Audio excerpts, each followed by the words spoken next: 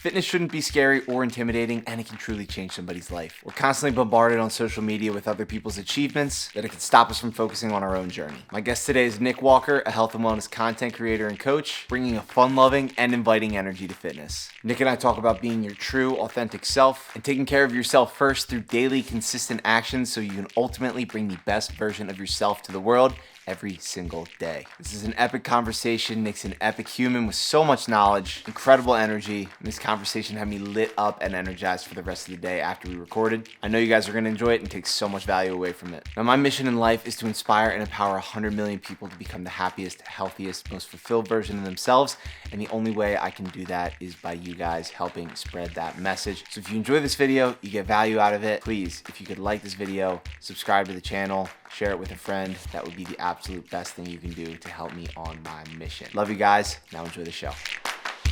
I know you're in Hawaii right now, so a little bit earlier. Is that Bulletproof Coffee that you're drinking right there? So I had my Bulletproof Coffee at 4:45 this morning. Oh, This is okay. All right. so it's 10 a.m. now. I'm on to just a black cup of coffee, and then after I'll have my first meal around 12. So I had my Bulletproof earlier. I I like it when I first start the day because it's kind of like this creamy. Have you had one before? I haven't. No. Oh, dude, you got to try it. It's literally like a latte without any sugar or anything. Especially if you get one of the little wire thingy whisks with the Oh, yeah. buttons, right? Whatever those are called. But anyways, yeah, straight black coffee. All right. So I wait 90 minutes before I have my first cup of coffee in the morning. And usually I've only been doing one, especially now, like with what happened to my heart. My mom's Yeah. always like, be careful with your caffeine intake and whatnot. And I'm like, I literally have one cup of coffee a day. I've never been an energy drink guy or anything like that. Hmm. But I do wait the 90 minutes, but I'll do organic heavy whipping cream and then which is just fat, and then 2 scoops of collagen with cinnamon. And then I'll whisk that up. So that's kind of my morning, fasted cup of coffee. What is the difference between like that and then like a cup of bulletproof coffee? So essentially, it's kind of the same idea. You're getting, especially if the whipping cream. I guess you said it's. I mean, it's probably. Is it A1, A2? Do you know what the? It's A2. Yep, A2. Yeah. Full So you're fat. getting the grass fed. Like I do grass fed butter, right? You can do ghee butter. I guess the whipping cream there too. So it's essentially kind of the same thing. I'm adding collagen and I'm adding MCT oil. So obviously we're getting the medium chain triglycerides, kind of. Especially, I tend to be more low carb. Especially, I don't know. I like to play with it. I like to mess with the numbers a little bit, and actually recently I've upped the carbs a little bit. But especially when I'm fasting, it just helps me feel more clear and kind of tap into that fat as more clear energy. So the difference really, I think, would be the fact that I have MCT oil. Did you say that you had it in yours? I don't, but I was Okay, looking for it I was looking at it for the store today. I couldn't find it. I got to run to Whole Foods and get some you MCT. got it. Even just get some regular. I mean, Bulletproof has some good, like I think it's Octane something C9. I don't remember the whatever it's called, but I just like, super simple something on Amazon. It's great, but it's a game changer. So this is one thing I'm kind of confused about because it is considered like it's not considered breaking your fast, right? If you're having bulletproof coffee, like explain this to me. I don't really get it. So that's one of the reasons why Dave Asprey kind of coined that term, and as he was getting into intermittent fasting and the whole deal. So if you get into calories, right, we're really looking at metabolism more than anything with like how our body's metabolizing. If you really wanted to like be like for somebody that's gonna first start fasting, I would say don't even mess with the bulletproof coffee. Like go nothing. Black coffee, water. That's it. For me, I think I sustainability wise and just like the biohacker in me, I like to just feel, test and feel all the different benefits. But I think the if you really want to get down to it, very black and white. I don't. I think I would say it's probably not considered fasting, but I think there's a gray area. So Dave Asprey does a lot of good stuff there if you want to dive into that topic too. But it's I don't know. it's been a good piece to my lifestyle, even just adding like MCT oil at night. There's a lot of good research on that as well, but it's good stuff. So mental clarity, that's what we're all after, right? Mental clarity, exactly. And so, I mean, dude, your morning videos, like I look forward to them because I'm just so energized by the smiles, by the dancing. And so, how does one sustain that energy and just enthusiasm for life? Getting up, you've exceeded the 5 a.m. club. You said you had it at Yeah. 4:45 a.m.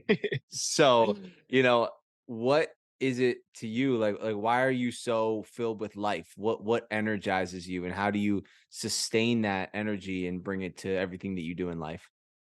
Yeah, I think, first off, I think it would be I would be lying to say it's every single day, right? We're all gonna have a bad day. And I think that's something I try to put on my socials across platforms as well, is like, hey, it's normal to have a bad day, but it's how we respond to that, right? And but for the 99% that I'm waking up, it's to me, the short answer to that question would be having a purpose. And okay, now we dive into what is like, how do I find my purpose? And to me, that's all about finding your curiosity and following that curiosity, right? What interests you? If you follow that kind of gut feeling, there's a guy named Light Watkins that I really love too. He gets into meditation, and he talks about kind of following that inner voice, right? And if you follow that inner voice, that intuition, it's chances are it's going to lead you down a path because it eliminates all the other paths, right? And it gives you one option. You commit to it, and whether you like it or not, it's going to lead you to something, right?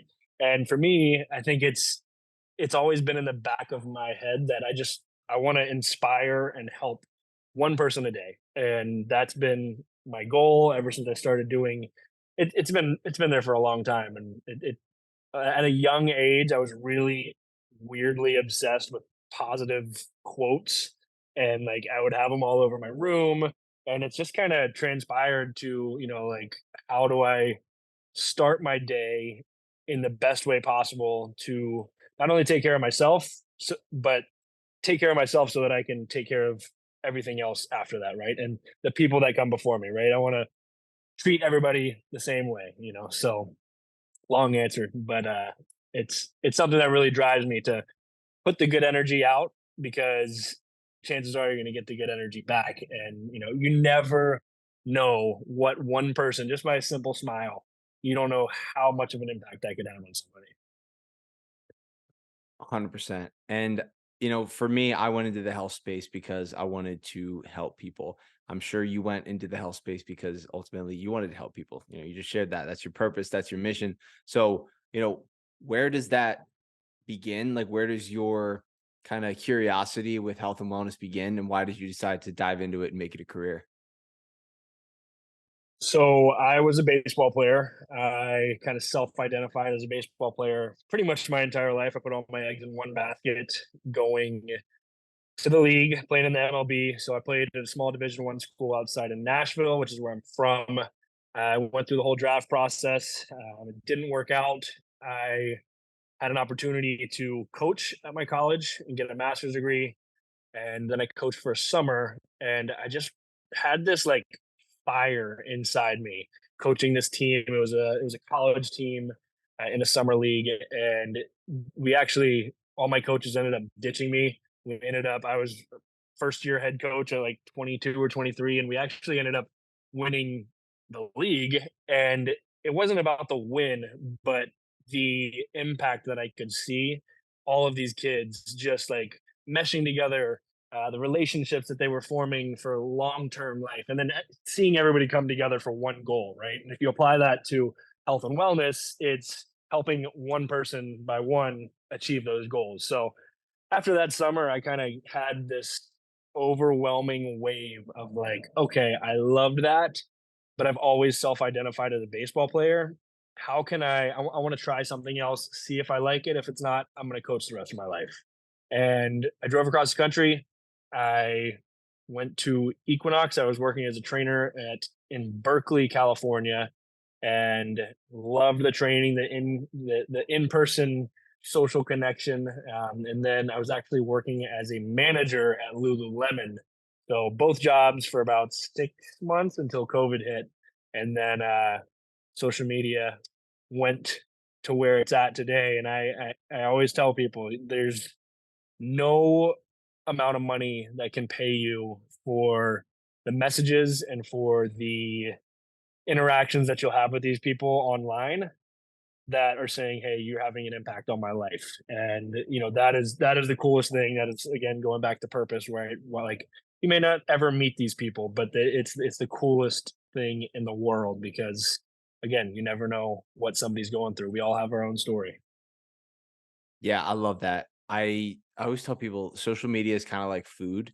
It's like when you take in good, you're gonna get good out of it. It's gonna fuel you. You know, you're gonna be happy. You're gonna be energized, or it's gonna, kind of hold you back, hold you down, make you feel tired, anxious, Absolutely. frustrated. So no, I definitely love that. And so when COVID hit, what happened? Like, obviously you weren't working at Equinox, you weren't working at Lululemon anymore. So how did you kind of take that online and grow it into where you're at now? So I remember specifically I had built a home gym in the garage, literally like boxes flooded around me, just like not ideal, but it was great. I had a squat rack, some adjustable dumbbells, and I remember specifically my friend calling me and like saying, "Hey, like you've talked about it. Why don't you just commit to it? Like make it a job. You have nothing else to do."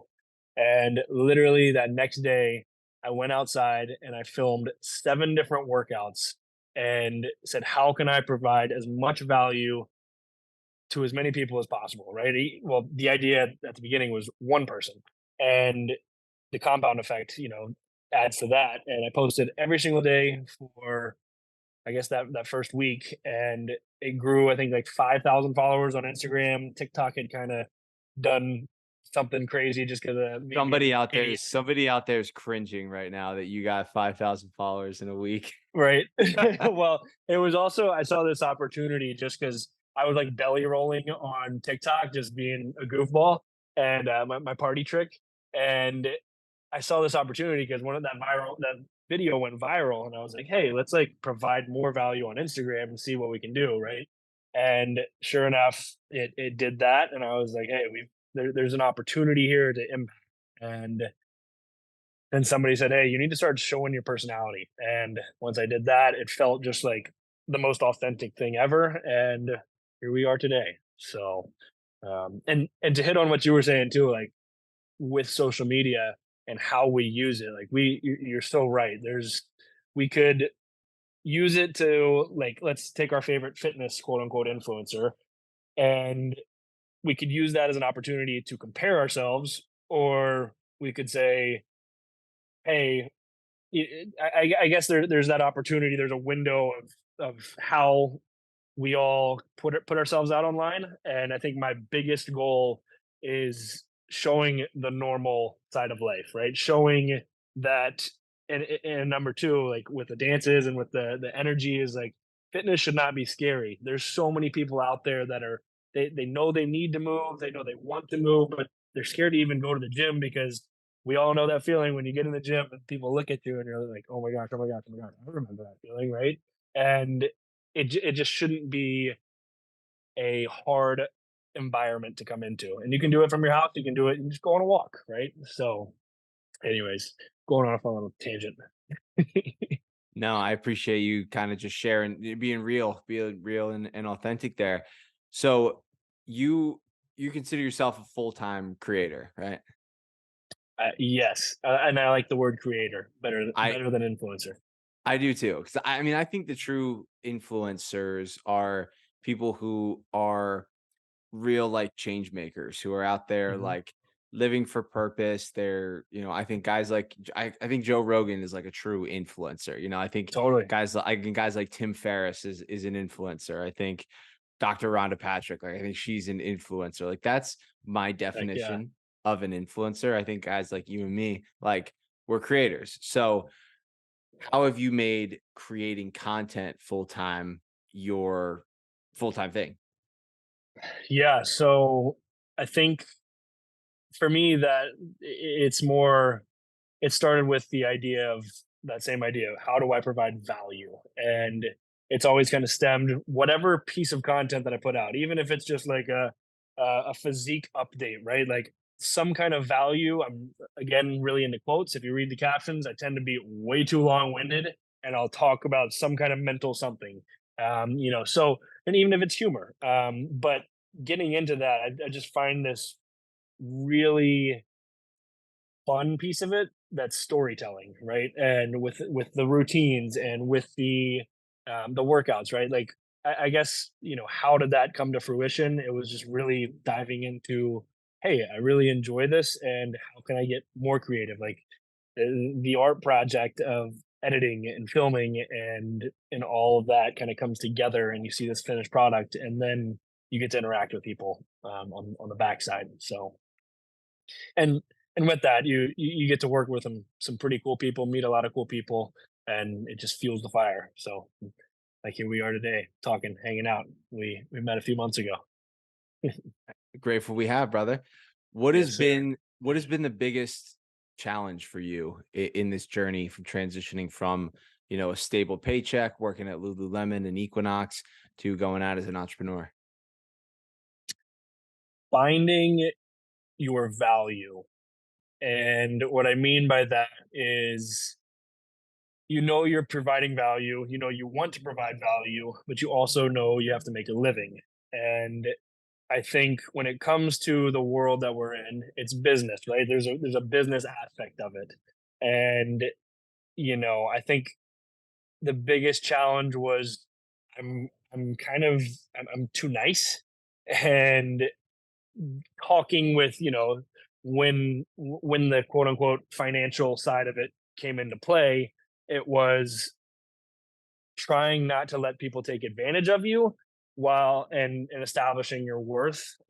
So I think that was a big challenge, and I think honestly, if you go back to the very first anything, when my friend called me, the biggest mental hurdle I had to overcome was saying, "Hey, I have 1,200 followers right now, and every single one of those followers, I know who they are, and they all know that I have an 8 pack. They don't care if they see that I'm posting an ab workout with an 8 pack, right?" And it was getting over that thing and almost an insecurity that it's past the 1,200 followers. How can you get the 1,201st follower that wants to add value to their own life and compound from there, right? So I think that was a really big piece of it as well. Now, what struggles do you currently face? Ooh, we all have struggles. Well, I think off the top of my head, and this is very surface level, but kind of like doing this whole nomad life, it's really hard to get in a routine of like, hey, I'm gonna work out here. Like I don't have any dumbbells, I don't have any squat racks, free weights at the gym that I'm at right now. So that's a struggle. The the mental, I guess, content creation wise, I I think this is probably the biggest struggle I have is I want to put out so much, and I feel I have all these creative ideas, but I'm sure you feel this way too sometimes. You almost get overwhelmed with how many ideas you have, but you just have to pick one and go with it. And especially across all platforms, filming 3 YouTube videos a week, right? It's like how can you and the audience doesn't, they don't know that you have 11 different ideas for that one video. It's whatever the final product is that you put out, and how you can add value. But I think that's the biggest thing. And like in my own brain, how can I come down to one idea and act on it? So mixing short form and long form content. Like I know you have the YouTube channel, you're putting out multiple videos a week, you're putting out daily content on Instagram and other short form platforms. What's your process and how do you balance the two, making sure that you're still providing a ton of value, making sure that they're the highest quality possible? I think one of the biggest things in my life in general has been writing things out, seeing your thoughts on paper in a physical way. And, kind of going back to our conversation from earlier, I got really big into successful, quote unquote, that word can be used in a lot of different ways. but entrepreneurs and their habits and getting into like all the consistencies that I saw and meditation, journaling, gratitude, those are all huge in kind of all of their practices. And when I really started to hone in on this, we've talked about this before, and I know you showed me your tool, but writing down every single like let's go YouTube, let's go Instagram, TikTok, Facebook, everything across and in columns and say, hey, this is what we need to do for the week. We'll write it all out on Sunday. Then every night before the next day, you write it down so that your brain starts thinking on it while you're sleeping subconsciously. Then the next day, it's go time. Let's wake up, take care of our morning routine, and act. So that's and I even when I feel the most stress about anything in life, if it's family, if it's anything, go to the journal, get it out of your brain, right? And it helps you process. No, it's such good advice, bro. And I know you're a big routine guy. I know you're a big habit guy. Has it Mhm. been difficult to kind of fall into those habits and routines while you've been out of your comfort zone, out of you've out of been out been out of your normal environment? Or Mhm. what are some of the staples that you keep in your morning routine? So part of that is the fact that I find it fun when you're traveling to try to like, how can I get as close to that routine? So to answer the question, I think I keep it pretty consistent. So it's always wake up, immediately get in the cold shower. I usually have while I'm in the cold shower, I'm usually playing some kind of motivational video, whether it's something on YouTube or listening to a podcast, just fueling the brain in the first, as soon as you wake up. Then I chug my salt water. Then I go outside, usually outside. If I don't go on a walk, I'll just sit outside and journal. I'll write out the thoughts, track my sleep, and then get into physical activity. I'll read, and then I'll get into the physical activity for the day. So it's kind of easy in a way, I guess, to keep that consistent. I guess that kind of comes down to if it's important to you. But as far as being out of my comfort zone, that's the fun part is like how can we navigate this on the road? Obviously, there's going to be some things that throw you off, but again, it's how we react and how it makes us better, right? So, but So, how do you structure your day to allow yourself to fill up your cup in multiple areas? So, obviously, health, mental, physical, spiritual, emotional, they all fall into that category. Um, and then other things like creating content or working with clients or fulfilling other obligations. What has been your method to all of that madness? I think something that Ed Milet said on a podcast that I heard a long time ago, the idea that you can take a 24-hour day and split it up into 3 days. And you've heard that I before? dude, when he said that, it blew my mind. Absolutely. And I've kind of tried to take a piece of that and apply that to my life as well. Maybe even in a 4 day structure. I mean, it's 10 a.m., 10:30 right now. I've been up since 4:30, and that's what 6 hours. The first 6 hours is usually how can I take care of myself? I have a long routine, and I think something on routines like that can get really misconstrued. It's like, oh, these people have all these crazy long routines. It's like if you just pick one thing, I'm going to do something new tomorrow. I'm going to wake up at 6 a.m. tomorrow. I'm just going to start that. I'm not going to hit the snooze button, right? Like you can build your routine through that. Um, you don't have to have some crazy elaborate, right? And like let's just start with one. But then getting into the second half would be quote unquote work, filming content, and then the third piece would be like how can I be in relationships, friendships, and all of the above towards the end of the day, and spending time with family. If you have, I know that he talks about that, like being with his kids.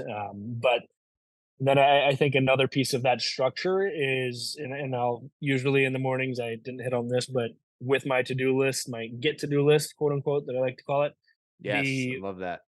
the get to do list or the productivity list. I go back and forth. Um, from the night before, I'll take that and I'll block schedule. So the next morning, block out times. And a big, big, big piece of that for me is hey, if I have that I'm answering comments until 1 p.m. If it's 101, you're done answering comments. Like that is the end. Let's move on. And I think that that helps with your brain too, as far as just like staying on task and kind of holding yourself accountable. So What is something what is one habit that you've had to break? One bad habit that was no longer serving you? one bad habit, ooh, you know, gonna say screen time, but my life is on screen. But I think there's a piece of that that I don't really, I really don't scroll. I'm on there to for quote unquote work purposes. I don't like calling it work because I enjoy it. But a bad habit, I guess, would probably be I mean, at the beginning of it, I did not like waking up early. That was a big thing. I think that's something that everybody can relate to. But once you do it for a certain amount of time, it kind of just becomes a standard. And we can get into that whole conversation. But you gotta set your standard, raise your standard, uphold your standard. I love that. That's you should quote that right there. I'm gonna get that quoted, put it up in my room. Yep. Nick Walker. I love it. So uh, obviously physical challenges, taking care of yourself physically is a big part of your life. And I know you've recently gotten into running. What made you go from more of the traditional just strength training stuff, getting into the world of endurance? so I was a big bike rider. RIP to my bike, but I was gonna do an Ironman this year. Came home from Nashville one time, and my beloved bike was gone out of my garage. I was at a store, like, having a conversation with one of my friends. He's crazy endurance guy as well, and talking about this pair of shoes. Was like, "Hey, I'm gonna start running a little bit more." And I went to the store. It was a warehouse store, and I found this pair of shoes. This is a crazy deep answer, by the way. And I'm super into mental health, super into the brain. And it was this pair of New Balances, and I was like, "Oh, I've heard of these." And I called him. He's like, "Oh yeah, it's a good shoe to start off with." And they were pink, and I started looking at them. I was like, "Oh, okay, these are cool. Like I like the crazy colors." And then I went and looked them up after I bought them, and I noticed the insides were detailed like a brain. And I looked it up. They were a limited edition for mental health, and all the proceeds were going to a mental health foundation. And I was like, "Wait, this is way too perfect. Like the universe is telling me I didn't need my bike. Let's run. I'm gonna go on this nomad lifestyle." Um, Literally the next week, my friend was like, "Hey, I'm signing you up for a marathon." I was like, "Oh, let's do it." And it all just kind of lined up. And then I fell in love with the process of not only, I mean, training. I've always kind of been in love with that process, but it was such a new world to me. I was running 5Ks like literally every day or every other day, and not really knowing what I was doing. I was just doing it for the runner's high. And when I started to really work with somebody and kind of piece together little things and learn about it and watch the results, I was like, wait, this is super cool. And I'm not the average runner. I'm 6'4", 235, 240 pounds. So it's been a lot of an adjustment, but I think I think I'm going to stay that way. I like the whole hybrid athlete lifestyle and the lifting heavy while also trying to improve the endurance and the speed. So I don't see it going anywhere. What was the as you start to bring up miles more, obviously you're burning a lot more calories when you're running a lot, when you're still lifting, trying not to get injured. What was that process like of just this new style of training and being able to stay healthy and still perform at a high level? I think a lot of that was nutrition oriented. I really, at the beginning of it, was just eating whatever. And like I not whatever. I've never really been into like the candies and everything, but the I was eating way more and not really paying attention. It was just like, oh, I know I'm gonna burn it. And when I really honed in on that, that was a game changer. As far as the workouts, I think it was really mobility was a big thing. I think understanding based on a high mileage slow day versus a faster speed run, like what kind of workouts I was doing around that, and kind of writing my own program to fit and mesh together for overall performance and longevity. So, and also recovery wise, like and the inner biohacker, sauna, cold plunge, like oh my gosh, those are my if ah that's my favorite things in the world. So first marathon down, what was your time? That's a sensitive subject. 3 hours and 33 minutes. Were you trying to go sub 3:30? 3:30 was the goal. It still irritates me, but just means I'm going to run that same marathon again. But 3:30 was the goal, which is an 8 minute pace.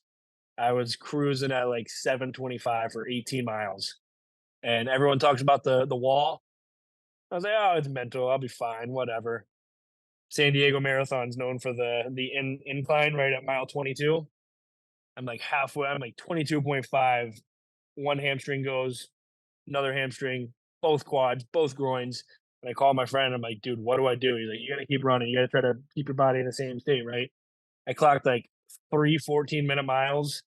And then, of course, my last mile was an 8:40, which is like the power of the brain, but missed it by 3 minutes. So, other things that I can tweak for training in the foreseeable future.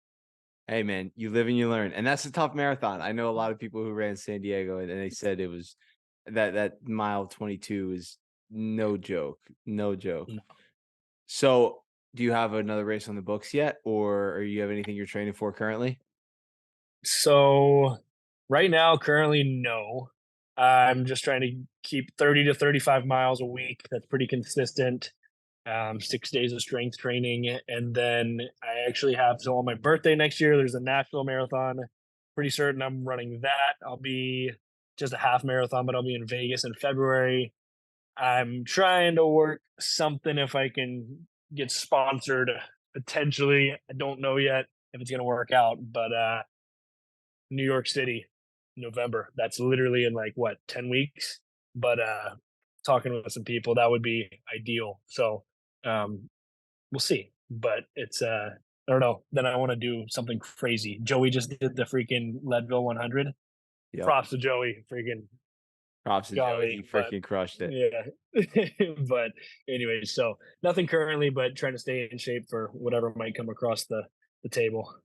So when you're doing the 6 days of strength training and you're still piling on 30 to 35 miles a week, how are you structuring your weekly training schedule? So in terms of like what am I working out, or as far as like what days or what? Terms of like, yeah, your 6 days of strength training, what do those workouts tend to look like? And then also like how do you pair them with your runs? Take me through like a week of your training and what that looks like. So not most ideal, but pretty much everything's fasted. I so I like to run when I first wake up. So like this morning was a 6 mile run, trying to cruise pretty easy between 8 and 9 minutes. I think it was 8:15, and ended up feeling pretty good. And then I went straight into a pull workout. Historically, the way I structure my workouts, I'll go through a 5 week phase of full body workouts. I like to hit all seven functional movement patterns. I like that for longevity. And I like to work in compound lifts at the beginning and then work into more unilateral, bilateral, push pull supersets, keeping the intensity high, but also trying to progressive overload, right? I'm tracking everything. This right now, I'm currently in a 5 week phase. So I'll go 5 weeks of full body, then I'll go 5 weeks of push pull legs. So today was pull, tomorrow will be legs with a lighter run. So kind of again understanding what's the mileage for the day. Especially, I think with the push pull legs, it's a little easier to plan because hey, I'm doing lower body today. I'm going to go a little bit lighter on the legs, or hey, I need to flush the what I'm feeling out. So right now, it's that schedule. It's pretty consistent. Of the workouts and the runs are on the same day, and then on that one day off, I'll walk, I'll do mobility. You're never off. You're always on with something. So that's the current structure. And I think there's definitely days that I feel like I might be doing a little too much, but I crave it. So why do you choose to do both sessions fasted versus maybe one, maybe, fasted endurance and then eating something and then doing your strength workouts? I know there's really no one optimal way, no right way of doing anything. I'm curious why you choose to do both of them fasted. So for me personally, I think it comes down to the time. I know that if I push one of those till later in the day, I won't want to do it as much. Especially the runs. The running I just find way harder. Number one, I'll have eaten by then. Like literally, I think it was yesterday. I did 7 or 8 miles later on in the day, and it's so much harder for me to get going, find that motivation. And I don't love running with stuff in my stomach, but that's also something I think I need to practice because obviously as you get into the probably reasons why I hit the wall was understanding how to fuel properly, right? And I think I have practiced this. There's obviously, I'm sure as you know, there's different techniques, but it really just comes down to time for me and trying to maximize. Hey, everything's done in the morning, and I think there's also a piece to that as well. I do 3 days on fasted, 1 day off. 3 days on, 1 day off. So on that quote unquote off day of fasting, I'll still run fasted, but then I'll go back and I'll get a big meal, replenish, and then go to the gym. So Mm, comes down to time, I guess. sure. Okay. And so your typical fasting window, what does that look like? 7 p.m. to 11 a.m. There you go. Okay, we're I we're think we're right at we're you and I, man. We're running right in alignment there with that. I know you're big into it too, and how you break your fast, and I mean, there's so much fun stuff you can dive into there with the details. No, there definitely is. Why do you do 3 days on and 1 day off? I think I got to a point where number one, I was seeing less benefits, so I needed to kind of keep. I mean, we're in this constant circle of life that our bodies are always going to do what it's always going to act against us to try to get back to homeostasis, right? So if I'm doing 6 days a week, which I was at one point, 1 day off, I got to a point where I was like, "Hey, I'm not really feeling as much," right? So literally, like, yeah, I mean, when I implemented the 3-1-3-1, it's easier to tell, like, hey, your body is still working to figure out what's going on, right? We're always trying to shock it. Same thing with physical exercise. Why do you get sore? Well, your body wants to figure out what you're doing to it and repair. So also there was a piece where I noticed my mood. I was getting a little bit more irritable at one point, and I was like, "This isn't cool. Let's change that." So I think too, one thing I wanted to touch on is like a lot of people, I'm sure you get this question all the time, is like, what supplements do you take? Is probably a big question that you get, right? And I know you and I know that supplementation it's just that it's a supplement to a well-balanced diet, nutrition, lifestyle, all of these things. So I'm gonna ask you a twofold question here is one, what do you think are the pillars of maintaining optimal health and performance? And then what are the supplements that you take and then why?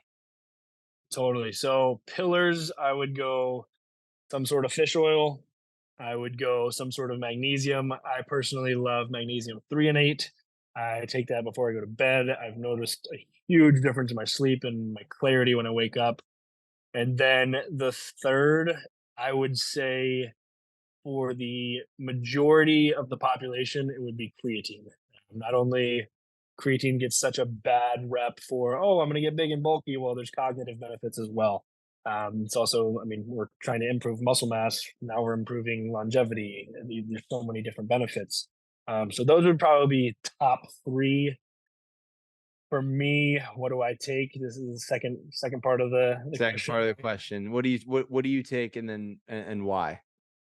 So I go. I'm pretty and again, supplements are just that. They supplement what we can't get. I keep a pretty whole food diet. It's all clean from the earth and lean meats, grass fed. But there are things that we can't get. So in the morning, I always go some sort of fish oil. I always go with I do beef liver, the capsules. Then I will go with a vitamin D3 K2 and then a glucosamine chondroitin, so helping joints, And then that has a little bit of added turmeric, so anti-inflammatory properties. Super into the whole anti-inflammation. I'm sure we could dive into that too. But that's really in the morning. I'll take some kind of after when I break my fast. I'll take some sort of super greens product, and then I at night I take the magnesium threonate and apigenin. So there's a Huberman got me on that. There's the sleep complex, and you can also add theanine, L-theanine to that. But those are my top ones, I guess. And then if you want to get into like, oh, what's in the tubs, I take a protein. I take a L-carnitine has been huge for me as far as and kind of the idea behind that is utilizing, I guess, fat as energy instead of your muscles. And then so I'll do those, and then creatine, BCAAs are huge, and I always take that with my salt water, which I'm using a company right now that's pretty sweet. It's just straight salt and a little bit of flavoring. So um, salt's a huge thing. I don't know. Are you into the whole salt game? Dude, 100%. So I take electrolytes from Element every morning. That's like 1,000 Yep. milligrams sodium, potassium with some lemon. That's what I chug first thing. Love their stuff too. Yeah, and that's another thing too that I've learned.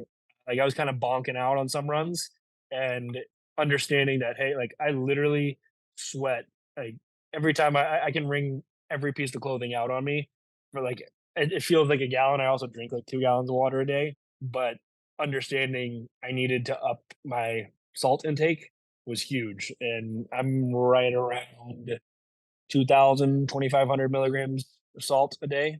So yeah, so it's a lot, but So the 2,000 2,500 milligrams, is that from electrolytes, or does that include like adding salt to your foods, or yeah, where are you accounting that so from?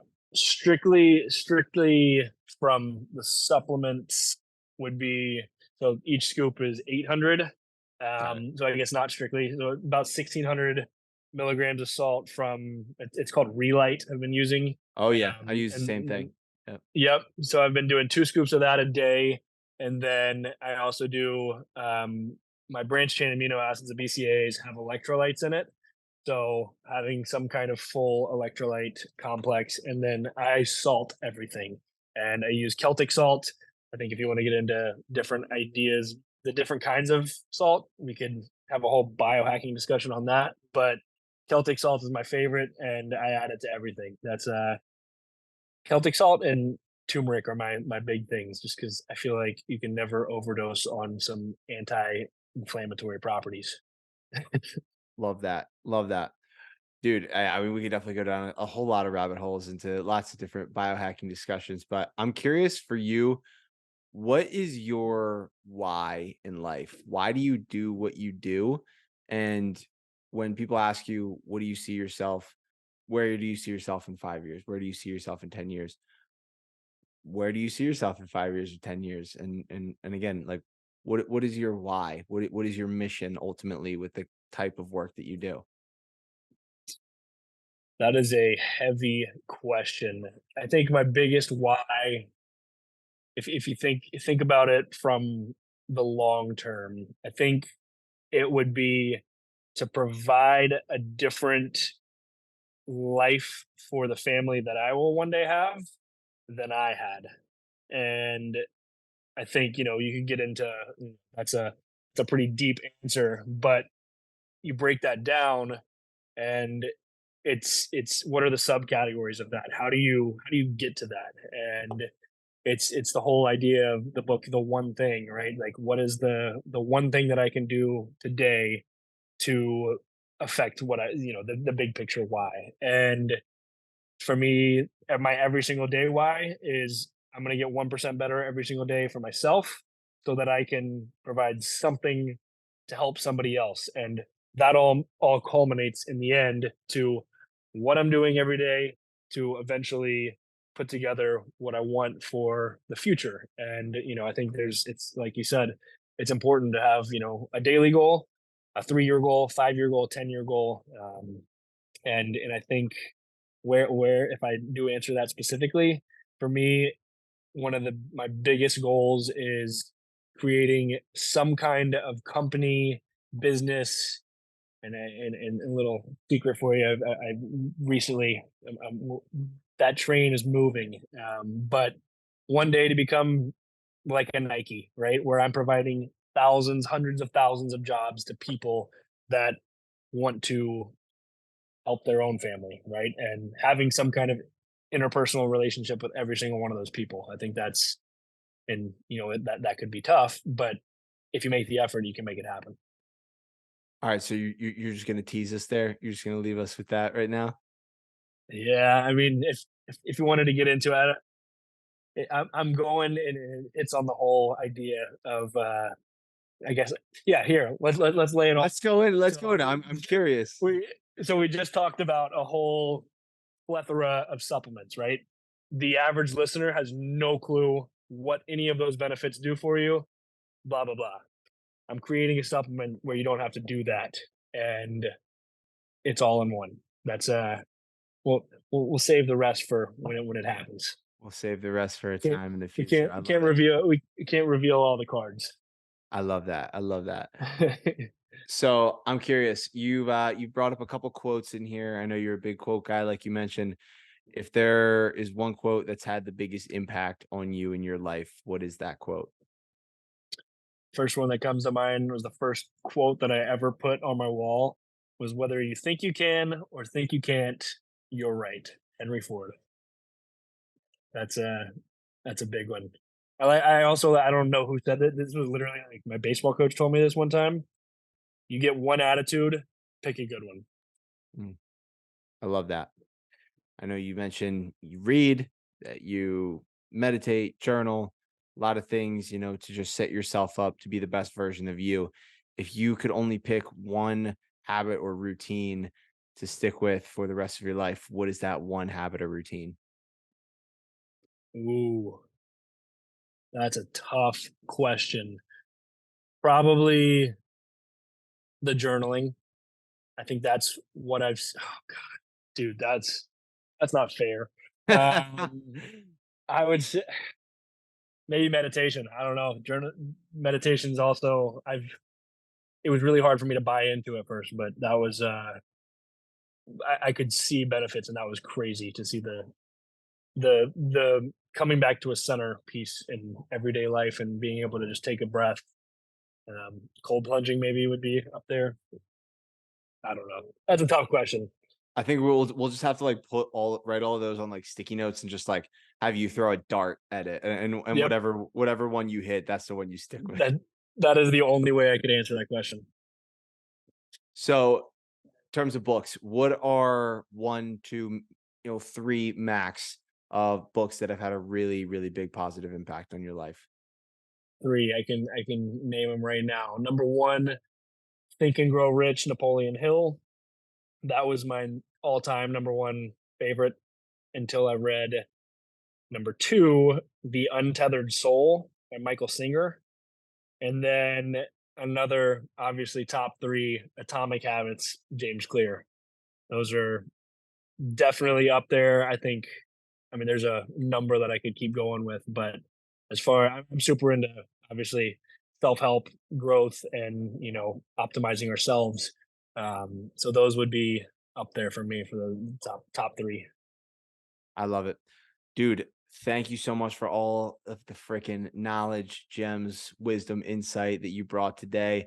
I admire you for just the way that you show up every day, and every piece of your content is so genuine. Not only that, you share your struggles, the things that are bothering you, the things that you have to overcome. And you're just very real, like from afar. I know we text every now and again, but like I feel like I know what's going on with your life. Just living vicariously through you out there in Hawaii and social media. So I just want to say thank you for all of the amazing things that you do. My last question for you is one that I ask all my guests here, and this is the Pure Ambition podcast. So when you hear those words together, pure ambition, what does that mean to you, and how does it apply to your daily life? So first of all, thank you. I appreciate the kind words, and thank you for having me on here. It's been awesome to get to know you as well. But and to see your story, right? We were talking just before this. So super, yeah, I mean, the inspiration there, it's incredible. So kudos to you as well. And we're glad you're here. To answer your question, pure ambition, I think it goes back to the same idea. What is your drive every single day and how are you going to carry that out? I think it's you get in and you can get into that. There's a mode, that state of flow that you'll get into when in, for lack of a better way to put it, that flow is your ambition, right? And how how can it be the most pure form of you to drive you every single Hell of an answer, brother. Hell of an answer. day. Dude, well, thank you for everything that you brought to the table today. If people want to check out more of your content, they want to connect with you, where are you hanging out?